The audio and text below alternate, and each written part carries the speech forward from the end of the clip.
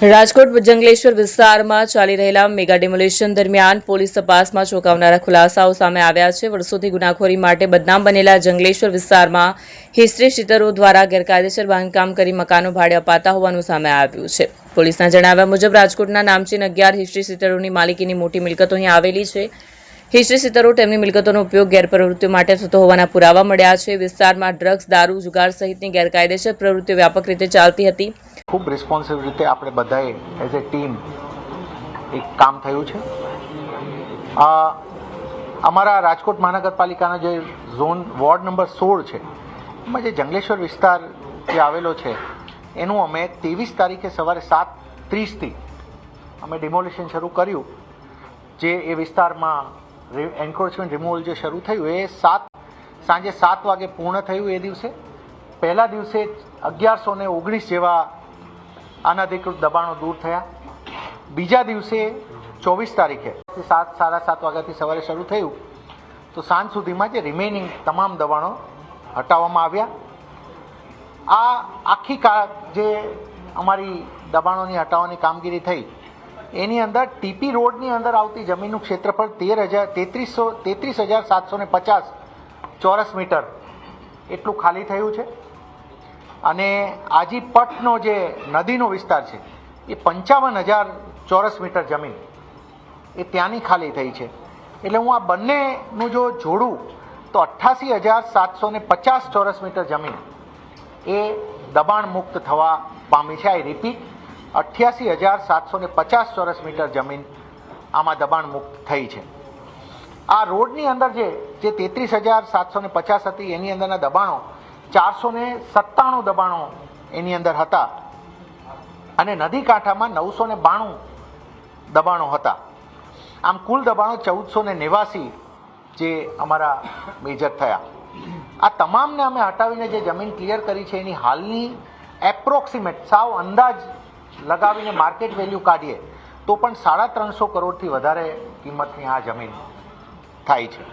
આમ આ 24 કલાક ચાલેલું અમારું ઓપરેશન એની અંદર અમારે 1512 મહાનગરપાલિકાનો મેનપાવર એની અંદર લાગ્યો। એમાં ઓફિસર્સથી લઈ અને મજૂર સુધીના લોકોની થઈ જાય છે કમ્પેરિઝન।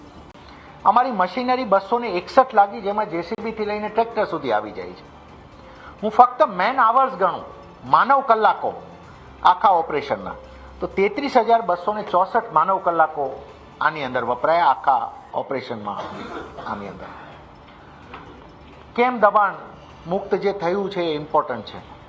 તો જે વિસ્તાર અમે દબાણ મુક્ત કર્યો છે જે સેક્ટર 1, 2 અને 3 જે પહેલાં અમારા 3 સેક્ટર આવે છે, જો આપ જસ્ટ ગૂગલના મેપથી પણ રાજકોટનો એ મેપ એ જોશો તો ખોખરદરી નદી અને આજીની નદી ત્યાં આવીને ભળે છે।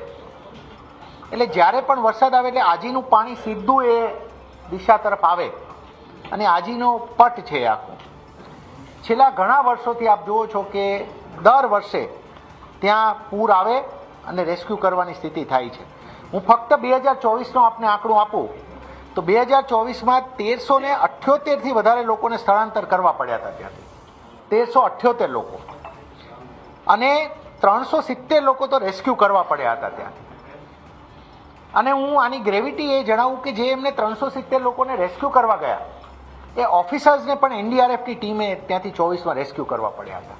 ઓફિસરો પણ તે છોડવા જે એમને રેસ્ક્યુ કરવા ગયા ટીમ ફસાઈ ગઈ હતી ત્યાં। એટલે આ પાણીથી ભરાતો લોકોના જીવને જોખમ સમૂહ જે હતું એ વિસ્તાર અમારો ત્યાંથી દૂર થયો છે। જ્યાં સુધી રોડની વાત છે તો એમ્બ્યુલન્સ, ફાયર કે પોલીસના વ્હીકલ પણ ના જઈ શકે એટલું નાનું, સાંકડું અને ગીચ જે હતું સ્ટ્રક્ચર એની વચ્ચેના આ વિસ્તારમાંથી આ હવે 15 મીટરનો વાઇડ ટીપી રોડ પણ જે ખુલ્લો થયો છે અને એનું પણ અત્યારે જે મલબો હટાવવાનું કામ ચાલે છે જેવું પતશે એટલે પાછળ રોડનું કામ મહાનગરપાલિકા દ્વારા શરૂ થનાર છે આની પાછળ। એટલે હવે જંગલેશ્વરમાં 2 વસ્તુઓ અમે આ દબાણથી અમને એવું લાગે છે કે 2 વસ્તુઓ એવી થઈ છે। એક, નદીના જે દર વખતે પૂરથી આપણને ડર રહેતો હતો, લોકોના જાનમાલનો ડર રહેતો હતો, એનાથી હવે આપણે પૂરની બાબતમાં મુક્ત થયા છે। અને બીજું કે આ રોડ બનવાથી એમ્બ્યુલન્સીસ, ફાયર અને પોલીસના વ્હીકલ માટે પણ આ વિસ્તાર આખો ખુલ્લો થયો છે। આ થતાં કોઈ નાની મોટી આરોગ્યની ઇમરજન્સી, ફાયર ઇમરજન્સી અને કોઈ લો એન્ડ ઓર્ડરના ઇસ્યુ સમયે પણ એવું નહીં બને કે જંગલેશ્વરની અંદર નથી જઈ શકાતું. હવે જઈ શકાશે. ડીસીપી ક્રાઇમ જગદીશ બાંગરવા દ્વારા મીડિયા સાથેની વાતચીતમાં જણાવ્યું હતું કે તપાસ દરમિયાન રમા જુનેજા નામની મહિલાના 3 આલિશાન મકાનો અને કુલ 48 રૂમો મળ્યા છે. ઉપરાંત સમીર ઉર્ફે મુર્ધા પઠાણના 3 રૂમ, સમીર ઉર્ફે સંજલાના 16 રૂમ, જાવેદ ઉશેબ અને તોસીફ ઉમરેટાના 8 રૂમ તથા હશીમ ઉમરેટાના 12 રૂમ હોવાનું બહાર આવ્યું છે. કુલ મળીને 11 હિસ્ટ્રી ક્ષેત્રોની માલિકીના 8 મકાનો, 97 ઓરડીઓ અને 3 દુકાનો હોવાનો ખુલાસો થયો છે.